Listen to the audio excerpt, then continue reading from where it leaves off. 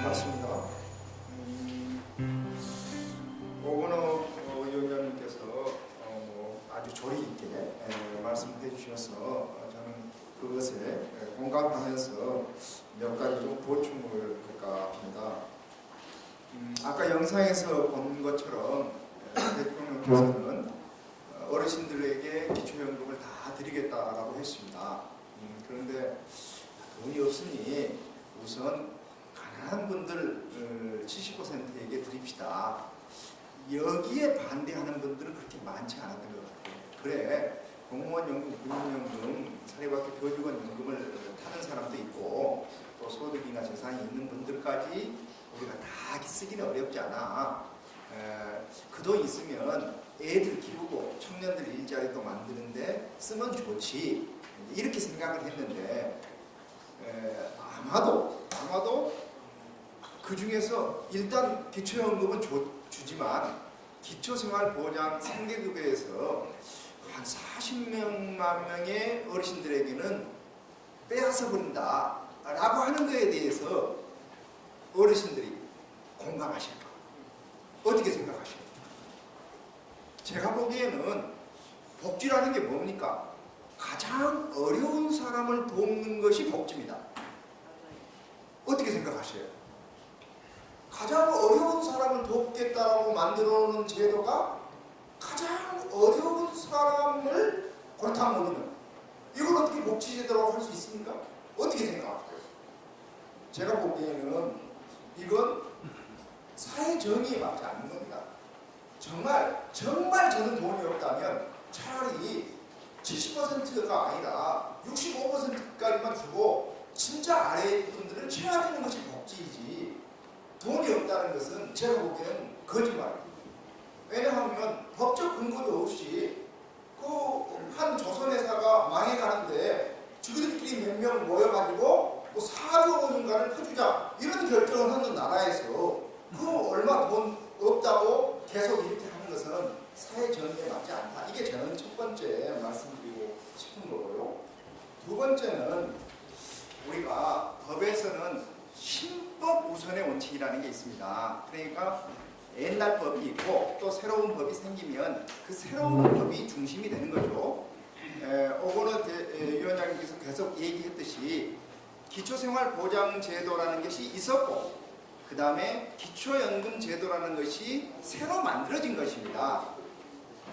그러니까 새로 제도를 만들 때에는 과거의 제도를 우리가 상당히 고려해서 만드는 거죠.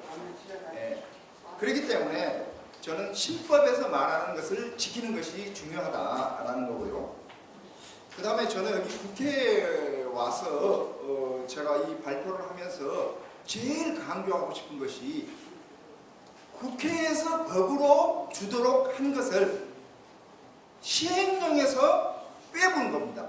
그러니까 주기로 결정한 것은 국회의원이 결정한 것인데 빼기로 결정한 것은 행정부가 결정한 겁니다. 그러니까 제가 보기에는 행정부에서 이런 시행령을 운영하는 것은 국회를 물러보는 거죠. 어떻게 보십니까? 맞습니다. 이게 잘못됐다는 겁니다. 그러니까 국회를 우롱하는 거죠.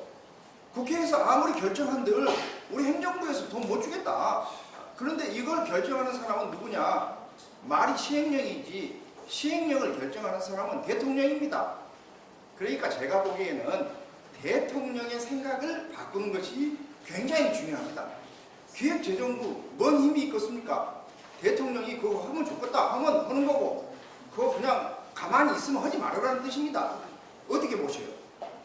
그래서 저는 이 기회에 대통령이 약속한 것을 지키도록 압박을 넣는 것이 굉장히 중요하다.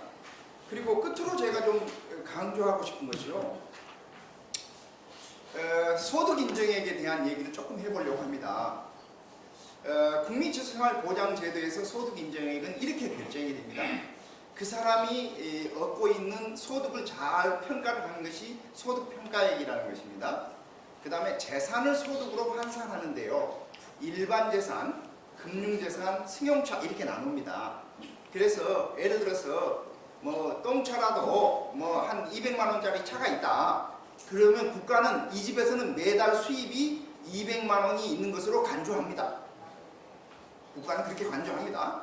예를 들어서 통장에 한 1,500만 원 정도가 있다. 그러면 500만 원은 공제하고 1,000만 원에다 6.26%를 거부하기 때문에 이 집은 매달 수입이 62만 원이 있는 것으로 간주하는 겁니다. 국가는.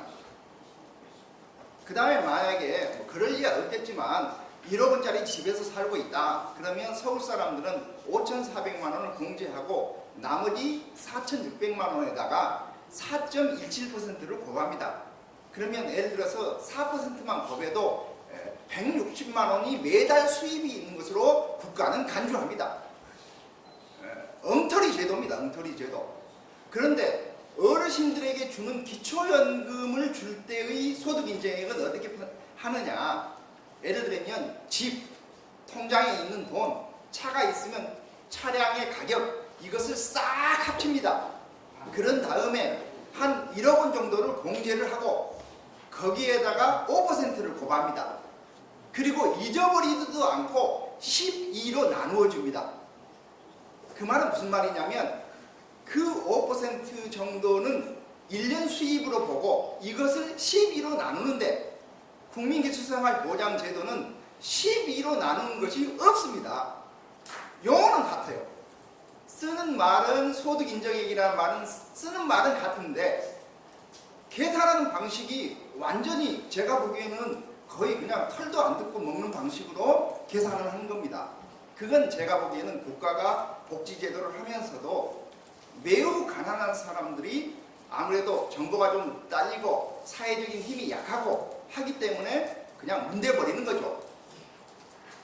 그래서 저는 이 제도를 우리가 이렇게 바꾸기 위해서 노력해야 되는데 아마 여기 계신 분들 중에서는 나는 기초생활수급자 아니니까 괜찮지 라고 생각하시는 분들이 계실 겁니다.